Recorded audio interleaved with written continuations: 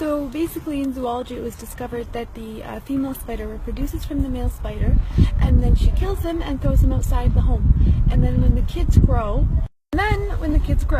they also kill the mom spider and they throw her outside the home. Technically it was discovered that the spider's home is the most bizarre home. It's the worst home ever built. And it was described in the Quran in one verse. In Surah Al-Ankabut verse 41 it says, "And those who take allies other than Allah is like that of a spider who takes a home. And indeed the weakest of homes is the home of the spider, if only they knew," is how the verse ended. SubhanAllah, people always knew the physical weakness and the flimsiness of the spider's home. But only in this era were they able to make the connection and comprehend the moral and the spiritual weakness of the spider's home. Hence why at the end of that verse it says, "If only they knew."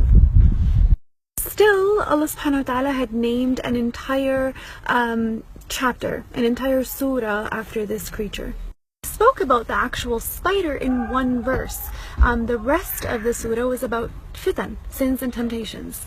Literally, the second verse in Surah Al-Ankabut says, "Bismillahirrahmanirrahim," and do people think they're going to say we believe, but they're not going to be tempted or tested or tried? Technically, what's the connection between sins and temptations and the spider's home and the spider's web? Why was that connection made in the Quran? If we actually ponder into it a little bit, we'll realize that the connection and the battle and the intertwinement of fitan and temptations is figuratively, it's like the spider's home, the spider's web. Temptations are everywhere. There's a lot of them, and sometimes they're very intertwined and connected, where sometimes it becomes very difficult for the fitan or temptations to be individually distinguished. And that's why the comparison was there. A human who falls into the trap of temptation and sins is like a human who figuratively falls into a spider's web, technically. Here's the thing. If we decide to leave that trap through seeking our Lord with His power and our will, that trap becomes very weak. Just like the spider's web, it gets demolished with the touch of a finger.